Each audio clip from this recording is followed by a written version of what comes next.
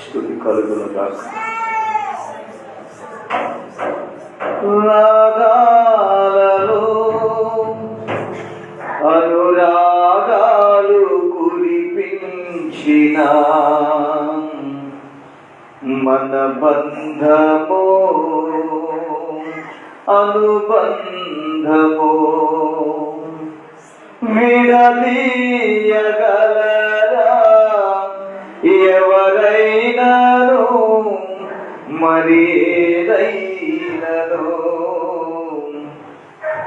రాజా జగమెరిగిన నా యేసు రాజా, రాగాలలో అనురాగాలు కురిపించిన మన బంధము అనుబంధము, మన బంధము అనుబంధము విడదీయగలరా ఎవరైనాను మరేదైనను. విడదీయగలరా ఎవరైనాను మరేదైనను. రాజా జగమెరిగిన నా యేసు రాజా, రాగాలలో అనురాగాలు కురిపించిన మన బంధమో అనుబంధమో, మన బంధమో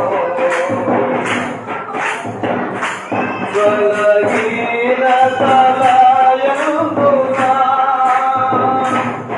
అవమానములయందున, బలహీనతలయందున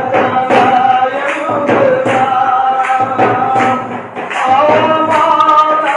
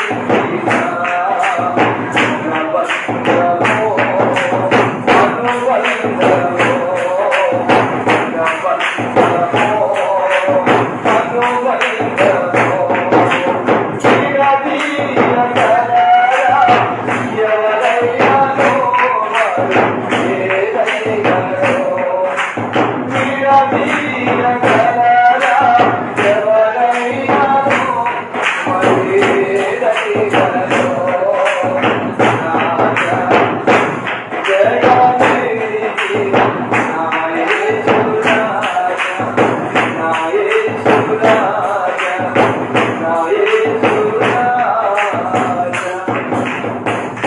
మహాపరిశుద్ధుడా మహోన్నతుడా నీకు స్తోత్రాలు. ఇంతవరకు నీ సన్నిధి మా మధ్యలో ఉంచినందుకే స్తోత్రాలు.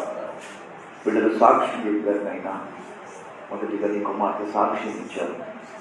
వారి కుమారుడి యొక్క జీవితంలో గొప్ప కార్యములు జరిగించండి. రెండవదిగా మార్గాలు సాక్ష్యం ఇచ్చారు. నాయనా స్తోత్రాలు. కన్నీటితో సాక్ష్యాన్ని బిడ్డలు పంచుకున్నారు తండ్రి. ఆ కుమారుడు పట్ల గొప్ప కార్యం చేయండి. అధికారులతో మాట్లాడి వాహనాన్ని విడుదల చేసి మహిమ పొందండి. ఈ సమయంలో నీ సందేశాన్ని బిడ్డలకు వినిపిస్తూ ఉండగా వినగల చెవి, గ్రహించగలిగిన హృదయము ప్రతి బిడ్డకు మీరు దయచేయండి. యేసయ్య పవిత్రమైన నామములు ప్రార్థించి స్తుతించి వేడుకుంటున్నాము తండ్రి.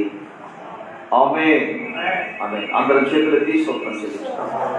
స్తోత్రం. హల్లెలూయా, హల్లెలూయా, హల్లెలూయా.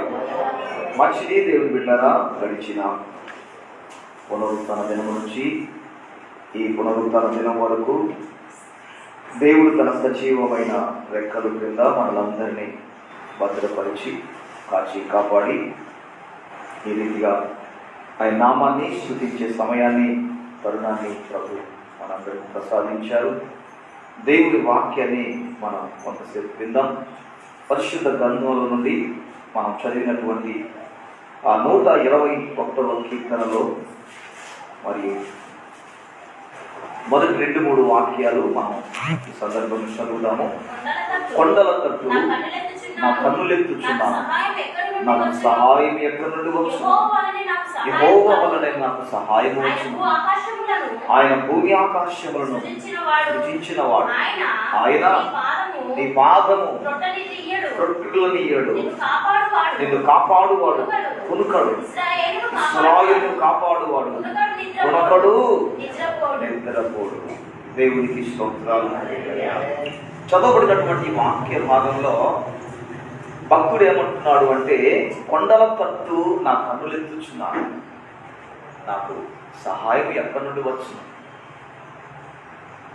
అంటే తన దైనందిన జీవితంలో ఒక నిరాశలో ఉన్నాడు, ఒక నిస్పృహాల మధ్యలో ఉన్నాడు, ఒక కన్నీటి అనుభవంలో ఉన్నాడు, ఒక దుఃఖాక్రాంతుడుగా, చింతాక్రాంతుడుగా, వేదన అనుభవిస్తూ, శోధన అనుభవిస్తూ ఈ యొక్క కీర్తనను రాస్తూ ఉన్నాడు. కొండల తట్టు నా కన్నులెత్తుచున్నాను, నాకు సహాయం ఎక్కడి నుండి వచ్చు అని భక్తుడు చెప్తున్నాడు. నిజమే దేవుని బిడ్డలారా, మన దైనందిన జీవితంలో కూడా మనకు కలుగుతున్నటువంటి శోధనలు, మనకు కలుగుతున్నటువంటి ఆపదలు, మనకు కలుగుతున్నటువంటి ఇరుకులు, ఇబ్బందులను బట్టి కొన్ని సందర్భాల్లో మనం అటు ఇటు చూస్తూ ఉంటాం. ఎవరైనా సహాయం చేస్తారేమో, ఎవరైనా ఆదుకుంటారేమో, ఎవరైనా లేవనెత్తుతారేమో, ఎవరైనా బలపరుస్తారేమో, ఎవరైనా ధైర్యపరుస్తారేమో, ఎవరైనా మన ఇంటికి వచ్చి ఇంకా ఏదైనా మనకు మరి ఆ ఉపచారం చేస్తారేమో, ఉపకారం చేస్తారేమో అనేటువంటి ఒక ఆలోచన మనకు కలుగుతుంది. కానీ భక్తుడి యొక్క జీవితంలో ఎవరి ద్వారా ఆయనకు సహాయం కాలేదు. కొండల తట్టు నా కన్నులెత్తుచూ ఉన్నాను, నాకు సహాయం ఎక్కడి నుండి వచ్చు? అయితే మన కష్టస్థితిలో, మన బాధ స్థితిలో మనం ఇతరుల వైపు చూచుట కంటే, మనుషుల వైపు చూచుట కంటే, బంధువుల వైపు చూచుట కంటే, వ్యక్తుల వైపు చూచుట కంటే దేవుని వైపు మనం చూస్తే దేవుని వల్ల మనకు సహాయం కలుగుతుంది. దేవునికి స్తోత్రం. భక్తుడు అదే చెప్తూ ఉన్నాడు, కొండల వైపు నా కన్నులెత్తుచున్నాను, నాకు సహాయం ఎక్కడి నుండి వచ్చును? తర్వాత ఏమంటున్నాడు అంటే, యెహోవా వలనే నాకు సహాయం దొరుకును. చూసారా, యెహోవా వలనే నాకు సహాయము కలుగునంటున్నాడు. కొండల వైపు చూస్తే రాదు సహాయం, మనుషుల వైపు చూస్తే రాదు, అధికారుల వైపు చూస్తే రాదు, బంధుమిత్రుల వైపు చూస్తే రాదు, లేకపోతే ఇరుగు పొరుగు వారి వైపు చూస్తే రాదు. లేఖనం ఏమంటుందంటే, ఇదిగో భూమి ఆకాశాలు కలుగజేసిన దేవుడు, ఆకాశాన్ని భూమిని కలగజేసినటువంటి దేవుడు, ఇదిగో భూమికి పునాది వేసినటువంటి దేవుడు, ఆ సర్వశక్తి కలిగిన దేవుడు, ఆ బలవంతుడైన దేవుడు, ఆ రోషము కలిగిన దేవుడు, ఆ పవిత్రుడైన దేవుడు, అందరి కొరకు కల్వరి శిలువలో రక్తము కాల్చిన దేవుడు, ఆ దేవుడి వలనే మనకు సహాయం కలుగుతుంది. దేవుడికి స్తోత్రం. దేవుని ద్వారానే మనకు సహాయం కలుగుతుంది. ఎవరైనా మనకు సహాయం చేయాలి అన్నా అది దేవుని ద్వారానే మనకు సహాయం అందించబడదు. దేవునికి స్తోత్రం. దేవుని ద్వారానే మనకు సహాయం అందించబడదు. అది మన దైనందిన జీవితంలో మనం గుర్తించాలి. అధికారులు సహాయం చేయాలన్నా, ఇరుగు పొరుగు వారు సహాయం చేయాలన్నా, బంధుమిత్రులు సహాయం చేయాలన్నా దేవుని యొక్క కృపచేతనే ఆ సహాయం అనేది మనకు దొరుకుతుంది. భక్తుడు చెబుతూ ఉన్నాడు, కొండల వైపు నా కన్నులెత్తుచున్నాను, నాకు సహాయం ఎక్కడి నుండి దొరుకు? ఎక్కడి నుండి వచ్చును? ఎక్కడి నుండి రాదు. కానీ ఒక ఆయన మనకున్నాడు, శక్తి కలిగినటువంటి దేవుడు, బలమైన దేవుడు. ఇదిగో మన యొక్క జీవాన్ని కాపాడే దేవుడు, మన ప్రాణాన్ని కాపాడే దేవుడు, మన జీవితాన్ని అన్ని విధాలుగా నడిపించే దేవుడు. ఆ దేవుడు వల్ల మనకు సహాయం కలుగుతుంది. దేవునికి స్తోత్రాలు. ఆ దేవుడి వల్లే మనకు సహాయం కలుగుతుంది. లేఖనం సెలవిస్తుంది, ఇదిగో యెహోవా వలనే మనకు సహాయం కలుగును, ఆయన భూమి ఆకాశమును సృజించిన వాడు, ఆయన నీ పాదము త్రొట్టులనియ్యడు, నిన్ను కాపాడువాడు కునుకడు. ఇశ్రాయేలును కాపాడువాడు కునుకడు, నిద్రపోడని వాక్యం సెలవిస్తుంది. దేవునికి స్తోత్రాలు. దేవుడు ఇశ్రాయేలుని కాపాడుతూ ఉన్నాడు. చుట్టూ శత్రు రాజ్యాలే, ఇజ్రాయెల్ దేశం మధ్యలో ఉన్నది. చుట్టూ శత్రువులే, 10 శత్రు రాజ్యాలనే మధ్యలో నడిబొడ్డులో ఇజ్రాయెల్ ఉంది. చూసారా, ఆ ఇజ్రాయెల్ని చంపడం కొరకు నామ మాత్రం లేకుండా తుడిపియుటకు ఎన్ని రాజ్యాలు కంకణం కట్టుకున్నా కానీ బైబిల్లో వాగ్దానం ఎక్కడికి పోయింది? ఇజ్రాయెలు కాపాడువాడు కునకడు, నిద్రపోడు. దేవునికి స్తోత్రాలు. గతించినటువంటి సంవత్సరం అక్టోబర్ సెప్టెంబర్ 7వ తారీఖున హమాస్ ఉగ్రవాదులు ఇజ్రాయెల్ మీద దాడులు చేశారు. ఎంతో మంది చచ్చిపోయారు. కానీ ఇజ్రాయెల్ మెలుకొని మరలా ప్రతిదాడులు చేశారు. దేవుడు వారికి ఇచ్చినటువంటి జ్ఞానం, దేవుడు వారికి ఇచ్చినటువంటి బలం. బైబిల్లో మనం చదువుతాం కదా, ఇజ్రాయేలు నీ భాగ్యం ఎంత గొప్పది అని చదువుతాం. కాబట్టి దేవుడు దాన్ని కాపాడుచూ ఉన్నాడు, ఆ ప్రాంతాన్ని కాపాడుచున్నాడు. ఇజ్రాయేలు కాపాడేవాడు కొనకడు, నిద్రపోడు. అయితే దేవుని బిడ్డలారా, మనం కూడా ఆత్మీయ ఇశ్రాయేలు. వాళ్ళు భౌతికమైనటువంటి ఇశ్రాయేలు అయితే మనం ఆత్మ సంబంధమైనటువంటి ఇశ్రాయేలు. యేసు రక్తము చేత కడగబడినటువంటి ఇశ్రాయేలు మనం, ఆత్మ సంబంధమైన ఇశ్రాయేలు. కాబట్టి దేవుడు మనల్ని కూడా కాపాడేటువంటి దేవుడు. ఆయన దేవుడు మనల్ని కూడా కాపాడే దేవుడని దేవుని యొక్క వాక్యం సెలవిస్తుంది. దేవుడు ఎవరిని కాపాడుతాడో ఒక 4 విషయాలు మీకు నేను తెలియపరిచి ఈ కార్యక్రమాన్ని ముగిస్తాం. చూడండి, ఒక మాట చదువుదాం పరిశుద్ధ గ్రంథంలో నుండి. మరియు సమూయేలు గ్రంథంలో, మొదటి సమూయేలు గ్రంథము 2వ అధ్యాయం 9వ వాక్యాన్ని చదువుదాం. తన భక్తుల ప్రాణమును త్రొట్రిల్లకుండా ఆయన వారిని కాపాడు. దేవునికి స్తోత్రాలు. దేవుడు ఎవరిని కాపాడుతాడు అంటే తన భక్తులని కాపాడుతాడు. తన యొక్క భక్తుల యొక్క పాదము త్రొట్రిల్లకుండా, భక్తులు చెడిపోకుండా, భక్తులు పడిపోకుండా, వాళ్ళ పాదం అనేది తొట్టుబాటు పడకుండా, వాళ్ళు లోకంలోకి వెళ్ళిపోకుండా, వాళ్ళు లోక సంబంధమైన ఆచారాలు పద్ధతుల్లోకి వెళ్ళిపోకుండా, ఆయన తన భక్తుల యొక్క పాదాలు తొట్టిల్లకుండా కాపాడే దేవుడని దేవుని యొక్క వాక్యం సెలవిస్తుంది. దేవునికి స్తోత్రాలు. ఈ రోజు వరకు కూడా మనం కాపాడబడుతూ ఉన్నాం. పాపంలో అడుగు పెట్టకుండా, పాపంలో నిమగ్నం కాకుండా, శాపానికి బలి కాకుండా, శాపగ్రస్తమైన జీవితాన్ని జీవించకుండా దేవుడు మన యొక్క పాదాన్ని మరి తొట్టిల్లకుండా కాపాడుచూ ఉన్నాడు. చూసారా, ఇజ్రాయెల్ ప్రజలు తొట్టుబాటు పడినట్లుగా వాక్యం సెలవిస్తుంది. ఒక రెఫరెన్స్ మీకు చూపెడతా, చూడండి. రోమీలకు రాసినటువంటి పత్రికలో 11వ అధ్యాయంలో ఒక మాట మనకు కనబడుతుంది. రోమీలకు రాసినటువంటి పత్రిక 11వ అధ్యాయము 11వ వచనములో, కాబట్టి నేను అనుకున్నది ఏమనగా వారు పడిపోవునట్లుగా తొట్టిల్లిరా, అట్లనరాదు. వారికి రోషం పుట్టించుటకై వారు తొట్టుపాటు వలన అన్యజనులకు రక్షణ కలిగను. వారి తొట్టుపాటు లోకమునకు ఐశ్వర్యము, వారి యొక్క క్షీణ దశ అన్యజనులకు ఐశ్వర్యము అయిన ఎడల వారి పరిపూర్ణత యొక్క ఎంత ఎక్కువ ఐశ్వర్యము కలుగును. చూసారు అక్కడ 12వ వచనంలో, వారి తొట్టుపాటు అన్యజనులకు రక్షణ కలిగింది. ఇశ్రాయేలు ప్రజలు తొట్టుపాటు అయిపోయారు, తొట్టిల్లారు. వాళ్ళు చేయరాని పని చేశారు. వాళ్ళు వ్యభిచరించారు. వాళ్ళు విగ్రహారాధన చేశారు. వాళ్ళు తినరాని స్థలానికి వెళ్ళి వాళ్ళు తిన్నారు. వాళ్ళు అన్యులతో సహవాసం చేసి వాళ్ళ పిల్లలు వీళ్ళు చేసుకున్నారు, వీళ్ళ పిల్లలను వాళ్ళు చేసుకొని వాళ్ళ జీవితాలు తొట్టుపాటు అయిపోయారు. వాళ్ళు తొట్టిల్లారు. కాబట్టి వారి తొట్టుపాటాట అన్యజనులైనటువంటి మనకు రక్షణ కలిగించింది. దేవునికి స్తోత్రాలు.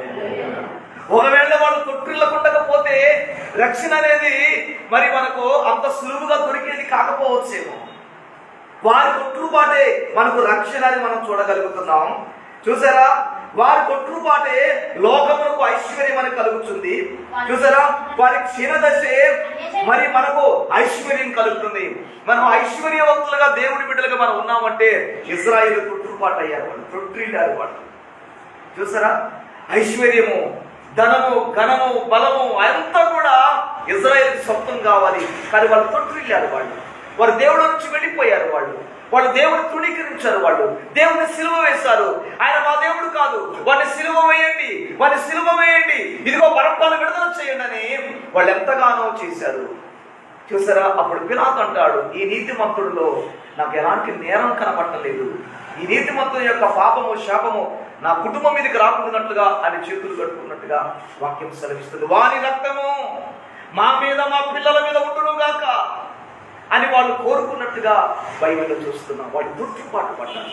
వాళ్ళ తొట్టుపాటు మనకు రక్షణ కలిగింది, వారి తొట్టుపాటు మనకు ఐశ్వర్యం కలిగింది, వారి తొట్టుపాటు మనకెంతో బలాభివృద్ధి చేపట్టినట్టుగా దేవుడు వచ్చినాన్ని బట్టి మీకు తెలియపరుస్తున్నా.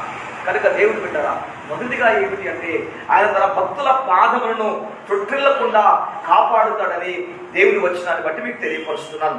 రెండవ విషయాన్ని కూడా సందర్భంగా మీకు తెలియపరుస్తూ చూడండి.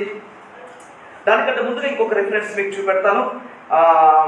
37వ కీర్తన 28వ వాక్యాన్ని చదవండి. 37వ కీర్తన 8వ వాక్యం.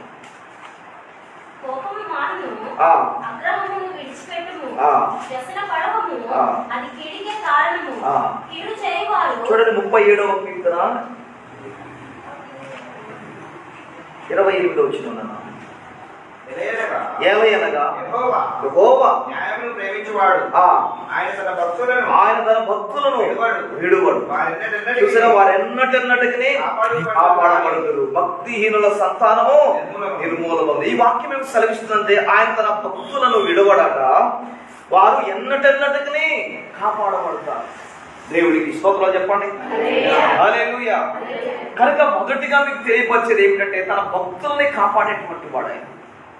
ఆ భక్తుల యొక్క ప్రాణాన్ని కాపాడేవాడు, వాళ్ళ పాదము తొట్టిల్లకుండా కాపాడేవాడు, వారు ఎన్నటన్నటికీ కాపాడబడతారు. దేవుని బిడ్డలు అంటే మరియు దేవుడు ఎప్పుడు విడిచిపెట్టేవాడు కాదు, ఎప్పుడు విడిచిపెట్టడు ఆయన. మనల్ని కాపాడే దేవుడు ఆయన. మనం చదివంగా, ఇదిగో మనల్ని కాపాడే దేవుడు ఆయన, పునకొడు నిద్రపోడు అని మనం చదువుతూ ఉన్నాం. సామెతల గ్రంథంలో కూడా ఒక విషయాన్ని మీకు తెలియపరుస్తూ చూడండి. 2వ అధ్యాయము 8వ వాక్యాన్ని చదవండి. న్యాయము తప్పిపోకుండా అదిగో తన భక్తుల ప్రవర్తనను ఆయన కాచు. చూసారా, ఆయన తన యొక్క భక్తుల యొక్క ప్రవర్తనను కాచేటువంటి వాడు, కాపాడేటువంటి వాడు. దేవునికి స్తోత్రాలు. భక్తుల యొక్క పాదము త్రుటిల్లకుండా కాపాడేవాడు, భక్తుల ప్రాణాన్ని కాపాడేవాడు, తర్వాత భక్తుల యొక్క ప్రవర్తనను కాపాడేటువంటి వాడు. ప్రభు స్తోత్రం. రెండో విషయాన్ని మీకు చెప్తా చూడండి. 97వ కీర్తన 10వ వాక్య భాగంలో మనం ఒక మాట చదువుతామన్నమాట. యెహోవాను ప్రేమించు వారులారా, చదవండి, చెడుతనమును అసహించుకొనుడి, తన భక్తుల ప్రాణమును ఆయన కాపాడుచున్నాడు, భక్తిహీనుల చేతుల నుండి ఆయన వారిని విడిపించుచున్నాడు. దేవునికి స్తోత్రాలు. కనుక దేవుని బిడ్డలారా, దేవుడు తన యొక్క భక్తులను కాపాడుచున్నాడని దేవుడు వచనాన్ని బట్టి మీకు తెలియపరుస్తూ ఉన్నాం. చూడండి, ఇంకొక విషయాన్ని కూడా. మరియు 31వ కీర్తన 23వ వచనాన్ని చదవండి. 31వ కీర్తన 23వ వచనాన్ని, యెహోవా భక్తులారా మీరందరూ ఆయన ప్రేమించుడి, యెహోవా విశ్వాసులను కాపాడు. దేవునికి స్తోత్రాలు. చూసారా, రెండవది ఏమిటంటే ఆయన విశ్వాసులను కాపాడేటువంటి వాడు. విశ్వాసం కలిగినటువంటి మన కుటుంబాలను, విశ్వాసంతో నడిచేటువంటి మన కుటుంబాలను, విశ్వాసం మీద ఆధారపడినటువంటి మన కుటుంబాలు, విశ్వాసం మీద కట్టబడుతున్నటువంటి మన కుటుంబాల దేవుడు కాపాడుచున్నటువంటి దేవుడు ఆయన. శత్రువు చేతికి అప్పగించకుండా, శత్రు భయానికి అప్పగించబడకుండా, శత్రువు యొక్క మరియు ఆ కబద్ధ హస్తాల్లో పడిపోకుండా దేవుడు తన విశ్వాసముగా ఉన్నటువంటి ఆ భక్తుల యొక్క వారి జీవితాలను దేవుడు కాపాడుతున్నట్టుగా, విశ్వాసాన్ని కాపాడుతున్నట్టుగా దేవుడు వచ్చినట్టు బట్టి ప్రభు సన్నిధానంలో మీకు తెలియపరుస్తున్న నిజమే. ఆయన మనల్ని కాపాడుతున్నటువంటి దేవుడు ఆయన. అందుకే ఆయనకు మంచి కాపరని పేరు. దేవునికి స్తోత్రాలు. మంచి కాపరి గొర్రెల కొరకు ప్రాణం పెట్టుటకు వచ్చాడని వాక్యం సెలవిస్తుంది. ఏ గొర్రె కూడా తప్పిపోకుండా, ఏ గొర్రె కూడా మరియు శత్రువు చేతిలో పడకుండా, ఏ గొర్రె కూడా సింహం యొక్క చేతిలో పడకుండా మరియు దేవుడు మనల్ని కాపాడుతున్నట్టుగా వాక్యం సెలవిస్తుంది.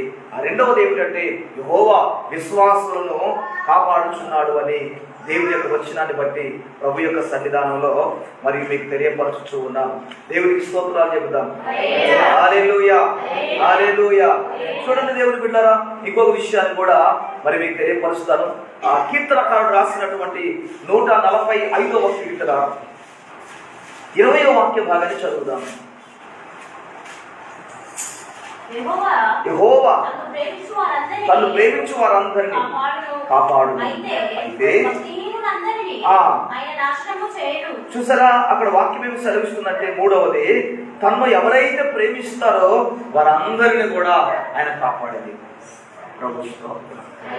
ఆయన ప్రేమించే బిడ్డలు ఎవరైతే ఉంటారో, ఆయన ప్రేమించగలిగినటువంటి వ్యక్తులు ఎవరైతే ఉంటారో వారందరినీ కూడా కాపాడుతాడు. అందుకనే ప్రభుని యేసు శరీరధారిగా ఉన్నప్పుడు పేతురు, వీళ్ళందరికంటే నీవు నన్ను ఎక్కువ ప్రేమిస్తున్నావా అని ప్రభు అడిగిన తర్వాత, ప్రభువా నేను నిన్ను ప్రేమిస్తున్నాను అని చెప్తాడు. అని చెప్పిన తర్వాత ఇదిగో నా గొర్రెలు మేపమని చెప్తాడు. తర్వాత మరొకసారి అడుగుతాడు కదా పేతురు, వీళ్ళందరికంటే నీవు నన్ను ఎక్కువ ప్రేమిస్తున్నావని చెప్పిన తర్వాత పేతురు, ప్రభువా నేను ప్రేమిస్తున్నాను అని చెప్తాడు. చెప్పిన తర్వాత నా గొర్రె పిల్లలను ఖాయమని చెప్తాడు. మూడవసారి కూడా అడిగినట్టుగా మనం చూస్తాం. యోహాను సువార్తలో ఆ మాటను మనము చదువుతాం అన్నమాట. ఆఖరి అధ్యాయంలో మనం ఆ వాక్య భాగాన్ని మనం చూడగలుగుతాం అన్నమాట. చూడండి, 21వ అధ్యాయంలో 15వ వచనములో, వారు భోజనం చేసిన తర్వాత యేసు సీమోను పేతురును చూచి, యోహాను కుమారుడైన సీమోను, వీరికంటే నీవు నన్ను ఎక్కువ ప్రేమించుచున్నావా అని అడుగగా అతడు, అవును ప్రభువా, నేను నిన్ను ప్రేమించుచున్నానని నీవే ఎరుగుదు అని అతనితో చెప్పెను. యేసు నా గొర్రె పిల్లలను మేపుమని అతనితో చెప్పెను. మరలా ఆయన యోహాను కుమారుడైన సీమోను, నన్ను ప్రేమించుచున్నావని రెండవసారి అడుగగా అతడు, అవును ప్రభువా, నేను నిన్ను ప్రేమించుచున్నాను, నీవే ఎరుగుదు అని ఆయనతో చెప్పెను. కనుక నా గొర్రెలను ఖాయమని చెప్పెను. మూడవసారి ఆయన యోహాను కుమారుడైన సీమోను, నన్ను ప్రేమించుచున్నావా అని అతన్ని అడిగెను. అడిగినప్పుడు ప్రేమించుచున్నావా అని మూడవసారి తాను అడిగినందుకు పేతురు వ్యసనపడి, ప్రభువా నీవు సమస్తం ఎరిగిన వాడవు, నిన్ను ప్రేమించుచున్నానని నీవే ఎరుగుదు అని అతనితో చెప్పాను. దేవునికి మూడవసారి పేతురుకి వ్యసన పడిపోయాను. ప్రభువా నిన్ను ప్రేమించే సంగతి, ప్రేమిస్తున్నానని నటన చేసే సంగతి నువ్వు ఎరుగుదు అయ్యా. సమస్తం ఎరిగినటువంటి వాడవు నువ్వు, నీకు మరుగైనవి కూడా లేదు, నీకు దాచబడినది ఏమీ కూడా లేదు. సమస్తం ఎరిగినటువంటి వాడు, మనిషి యొక్క ఆంతర్యం ఎరిగినటువంటి వాడు, అంతరంగాన్ని ఎరిగినటువంటి వాడు. నేను నిన్ను ప్రేమించే సంగతి, నేను నిన్ను ద్వేషించే సంగతి, నేను ఇలా అసూయ పెట్టుకునే సంగతి నువ్వు ఎరిగిన వాడు అయ్యా. దేవుని బిడ్డలారా, దేవుడిని మనం ప్రేమిస్తున్నామన్నటువంటి సంగతి దేవుడు ఎరిగినటువంటి వాడు. దేవుణ్ణి మనం ఏ విధంగా ప్రేమిస్తున్నాము, దేవుని దేని కొరకు మనం ప్రేమిస్తున్నామో దేవుడు ఎరిగినటువంటి వాడు. దేవుడికి స్తోత్రాలు. కనుక తనను ఎవరైతే ప్రేమిస్తారో వారందరినీ కూడా కాపాడుతాడని దేవుని యొక్క వాక్యం సెలవిస్తుంది. మనం దేవుడిని ప్రేమించేటువంటి వారంగా ఉండాలి. ప్రభు స్తోత్రాలు. దేవుడిని ప్రేమించడం అంటే దాని అర్థం ఏమిటంటే, ఆయన ఆజ్ఞలు పాటించడమే ఆయన ప్రేమించుట. ఆయన ఆజ్ఞలు తృణీకరిస్తే ఆయన ప్రేమించినట్టు కాదు. ఆయన ఆజ్ఞలు అంటే ఏమిటి? ఆయన ఏ మాటలైతే చెప్తున్నాడో, ఎలాగ జీవించమంటున్నాడో, ఎలాగ బ్రతకమంటున్నాడో, ఎలాగ నడవమంటున్నాడో, ఎలాగ తన యొక్క జీవితంలో మరి ప్రభుని ముందుకు సాగాల, ప్రభులో ఏ విధంగా చెబుతున్నాడో అవన్నీ పాటించడమే ఆయన ప్రేమించుట. మరి ఆయన అవన్నీ పాటించకపోతే దేవుడికి స్తోత్రాలు. కనుక దేవుని యొక్క సన్నిధిలో ఆ 145వ కీర్తనలో ఆ 20వ వచనంలో తనను ప్రేమించు వారందరినీ ఆయన కాపాడేటువంటిది. ప్రభు స్తోత్రాలు.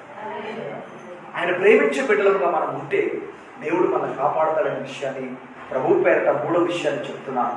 4వ విషయాన్ని కూడా చెప్పి నేను ముందుకు సాగుతాను. చూడండి, పరిశుద్ధ గ్రంథంలో నుంచి ఒక మాట చదువు. ప్రకటన గ్రంథము 3వ అధ్యాయము 10వ వాక్య భాగాన్ని చదువుదాం. నీవు నా ఓర్పు విషయమైన నా వాక్యము గైకొంటివి కనుక భూనివాసులను శోధించుటకు లోకమంతటి మీదికి రాబో శోధన కాలములో నేను నిన్ను కాపాడేదను. నేను త్వరగా వచ్చుచున్నాను. ఎవడునో నీ కిరీటమును నపహరింపకుండునట్లు నీకు కలిగిన దాన్ని గట్టిగా పట్టుకొనుము. జయించు వారిని నా దేవుని ఆలయములో ఒక స్తంభంగా చేస్తుందని ఎన్నటికి వెలుపలికి పోడు. చూసారా దేవుడు బిడ్డరా, ఇక్కడ ఫిలదెల్ఫీ అనేటువంటి సంఘం ఉన్నది. ఈ సంఘము మరి దేవుడి కొరకు ఎంతో ప్రయాసపడినటువంటి సంఘం అన్నమాట. కొద్దిగా పైన మనం చదివితే, నీ క్రియలను 8వ వచనం నేను ఎరుగుదును, నీకున్న శక్తి కొంచెమై ఉండినను నీవు నా వాక్యమును గైకొని నా నామం ఎరగలను లేదు. ఇదిగో తలుపుని ఎదుట తీసి ఉంచి ఉన్నాను, దాన్ని ఎవరు కూడా. చూసారా, ఈ యొక్క సంఘానికి ఉన్న శక్తి కొంచెమే, ఈ సంఘానికి ఉన్నటువంటి బలము కొంచెమే. ఆడ వాక్యము సెలవిస్తుంది, నీకున్న శక్తి కొంచెమే, అయినా కానీ నీవు నా వాక్యము గైకొని నా నామం ఎరగనను లేదు. అంటే నా యొక్క వాక్యము కొరకు నువ్వు జీవించినటువంటి సంఘముగా ఉన్నావు, నా వాక్యము కొరకు బ్రతికినటువంటి సంఘముగా ఉన్నావు. నీకున్నటువంటి శక్తి కొంచెమైనా కానీ నా వాక్యాన్ని గ్రహించే సంఘముగా ఉన్నావు అనే ఫిలదెల్ఫియా సంఘముతో ప్రభు మాట్లాడుతున్నట్టుగా దేవుని యొక్క వాక్యము సెలవిస్తుంది. చూసారా, ఆ సంఘము గురించి మనం కొన్ని విషయాలు మనం చదువుతాం అన్నమాట. యూదులు కాకే తాము యూదులమని అబద్ధమాడుచు సాతాను సమాజపు వారిని రప్పించెదరు. వారు వచ్చి నీ పాదముల ఎదుట పడి నమస్కారం చేసి, ఇదిగో నేను నిన్ను ప్రేమించుదనని తెలుసుకున్నట్లు చేశారు. చూసారా, యూదులు కాకే తాము యూదులమని అబద్ధమాడు సాతాను సమాజపు వారిని రప్పించెదరు. యూదులు కాకుండా మేము యూదులమే అనేటువంటి ఆ సాతాను సమాజం ఉన్నారే, ఆ సమాజం వారిని ఇదిగో నీ యొద్దకు రప్పిస్తాను. వారు వచ్చి నీ పాదముల ఎదుట పడేటట్టుగా చేస్తాను. ఇదిగో నేను నిన్ను ప్రేమించుతున్నని తెలుసుకున్నట్లు చేసేది. సంఘమా, ఇదిగో నీకున్న శక్తి కొంచెమే, నీకున్నటువంటి బలము కొంచెమే. కాబట్టి ఎవరైతే మరియు సాధారణ సమాజము చేత యూదులు కాకే యూదులు అనుకుంటున్నారో, ఈ సంఘాన్ని, ఈ ఫిలదెల్ఫియా సంఘాన్ని నేను ప్రేమించానని వారు తెలుసుకున్నట్లుగా వారిని నీ పాదముల ఎదుట పడేస్తాను అని చెప్తున్నాడు. అంటే ఇంత గొప్ప కార్యం ఏ విధంగా సంఘం పట్ల చేస్తున్నాడు అంటే, ఆ సంఘము ఇదిగో దేవుడి కొరకు నిలబడినటువంటి సంఘం. తనకున్న శక్తి కొంచెమే, తనకున్నటువంటి బలము కొంచెమే. అలాంటి సమయంలో ఆయన వాక్యం ఎరుగనలేదు, ఆయన వాక్యం ప్రకారంగా జీవించింది ఆ సంఘం. కాబట్టి ఆ సంఘానికి దేవుడు ఏం వాగ్దానం చేస్తున్నాడంటే, ఎవరైతే యూదులు కాక యూదులమని చెప్పుకుంటున్నారో ఆ సాతాను సమాజము వారిని, నేను ఈ సంఘాన్ని ప్రేమించిన వారిని పాదముల ఎదుట పడేస్తానని చెప్తున్నాడు. నిజమే దేవుడు బిడ్డలారా, దేవుడు కూడా మనం ఆయన వాక్యానుసారంగా మనం జీవిస్తే, ఆయన వాక్యంలో మనం పాతుకొని పోతే మన ఎదుట అన్ని పడిపోతాయి, మన కాళ్ళ మీద అన్ని పడిపోతాయి. శోధన, సమస్యలు, ఇరుకులు, ఆర్థికాలు, సాతానుడు అవన్నీ కూడా మన పాదాల దగ్గర అవి సాగలిపోతాయి. ఆ ఫిలదెల్ఫియా సంఘానికి దేవుడు అదే చెప్తున్నాడు అన్నమాట. ఆడ 10వ వచనములో, నీవు నా ఓర్పు విషయమై వాక్యము గైకొంటివి కనుక భూనివాసులను శోధించుటకు లోకమంతటి మీదకి రాబో శోధన కాలములా నేను నిన్ను కాపాడును. చూసారా, నీవు నా ఓర్పు విషయమై వాక్యము గైకొంటివి. నా వాక్యాన్ని గైకొన్న సంఘమా, నా వాక్యం మీద ఆధారపడ్డ సంఘమా, నా వాక్యానుసారంగా జీవించిన సంఘమా, ఇదిగో భూనివాసము శోధించుటకు శోధన కాలంలో ఇదిగో నేను నిన్ను కాపాడుతాను అని ఆ సంఘానికి చెప్తున్నట్టుగా దేవుని యొక్క వాక్యం శ్రమిస్తుంది. నిజమే దేవుడు బిడ్డలారా, ఆయన వాక్యాన్ని గైకొనే సంఘముగా నీవు ఉంటే, ఆయన వాక్యాన్ని ప్రేమించేటువంటి సంఘముగా నీవు ఉంటే, ఆయన కొరకు నీకున్న శక్తి కొంచెమైనా కానీ ఆయన వాక్యానికి విధేయంగా కలిగినటువంటి సంఘముగా నీకుంటే, భూనివాసులకు వచ్చేటువంటి శోధన కాలంలో నేను నిన్ను కాపాడుతానని వాక్యం సెలవిస్తుంది. సంఘాన్ని కాపాడేది, ప్రభు స్తోత్రాలు. 4 విషయాలు మీకు చెప్పాను. మొదటిగా ఇదిగో ఆయన తన భక్తుల యొక్క పాదము త్రొట్టిల్లకుండా కాపాడేవాడు, వారి ప్రవర్తన కాపాడేటువంటి వాడు, వారి ప్రాణాన్ని కాపాడేటువంటి వాడని మొదటి చెప్పాను. రెండవది ఏమిటంటే ఆయన విశ్వాసులను కాపాడువాడు అని మరియు రెండోది చెప్పాను. మూడవది తనను ప్రేమించు వారిని కాపాడేవాడని మూడోది చెప్పాను.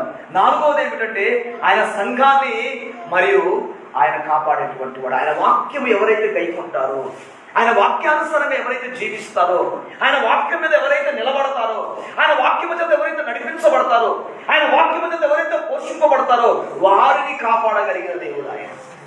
దేవుడికి స్తోత్రాలు. అందుకనే భక్తుడు చెప్తాడు, నీ వాక్యము నా పాదములకు దీపం అంటాడు. నీ వాక్యము తేనె కంటేనో జుంటి తేనె దారుల కంటేనో మధురమైనటువంటిది. ఆ సంఘంతో అదే చెప్తున్నాడు, భూనివాసులకు వచ్చే శోధన కాలంలో నేను నిన్ను కాపాడుతాను. ఎందుకు కాపాడుతానంటే ఇదిగో నా వాక్యం ఎనగనలేదు, నీవు నా వాక్యాన్ని ఒప్పుకున్నటువంటి బిడ్డవు, ఒప్పుకున్నటువంటి సంఘం అని ఆ ఫిలదెల్ఫియా సంఘంతో చెప్తున్నట్టుగా వాక్యం సెలవిస్తుంది. కనుక దేవుడు బిడ్డగా దేవుడి చేత మనము మరియు ముందుకు సాగిపోబడదాం. ఆ విధంగా దేవుడి మాటలు మన వినికిడిలో ఆశీర్వదించుగా. ఆమె తనలో వచ్చి ప్రార్థన చేసుకున్నాం. అందరూ చేతులు తీసుకోవాలి. నిన్ను ప్రేమించే వారిని కాపాడే దేవుడు అయ్యా, నీ వాక్యము గైకొని వారిని కాపాడే దేవుడు అయ్యా, నీ భక్తుల్ని కాపాడే దేవుడు అయ్యా, నీ సంఘాన్ని కాపాడే దేవుడు అయ్యా. హల్లెలూయా. కాపాడు నాయన, మా కుటుంబాలు కాపాడు నాయన, శోధనకు బలి కాకుండా, సమస్యకు బలి కాకుండా, శత్రు చేతికి బలి కాకుండా, అపాయంలో ఇరుకోకుండా ఇదిగో నా కుటుంబాలు కాపాడాలా, నిజమే కాపాడబడాలి. కాపాడబడి ఫిలదెల్ఫియా సంఘాన్ని ఏ విధంగా కాపాడారు? తనకున్న శక్తి కొంచెమే, తనకున్న బలము కొంచెమే, అయినా కానీ ఆ సంఘాన్ని నేను కాపాడారు. భూనివాసులకు రాబో శోధన కాలంలో సంఘములను కాపాడుతాను అని ప్రభు చెప్పాడు. పరిశుద్ధుడు మా తండ్రి, మహోన్నతుడు నీకు స్తోత్రాలు నాయన, స్తోత్రాలు ఆయన, స్తోత్రాలు తండ్రి. నీ భక్తుల ప్రాణాన్ని కాపాడే దేవుడుగా, వారి ప్రవర్తన కాపాడే దేవుడుగా, వారి పాదము జారకుండా కాపాడే దేవుడుగా మీరు ఉన్నారు తండ్రి. నిన్ను ప్రేమించే వారిని కాపాడే దేవుడుగా, నీ వాక్యాన్ని గైకొనే వారిని కాపాడే దేవుడుగా ఉన్నారు. కనుక ఇదిగో మీరు మా కుటుంబాలను, మా సంఘాలను కాపాడి మహిమ పొందండి. యేసు నామములో ప్రార్థించి వేడుకుంటున్నాము తండ్రి. చెప్తాం ఆమేన్. ఆమేన్. ఓకేనా?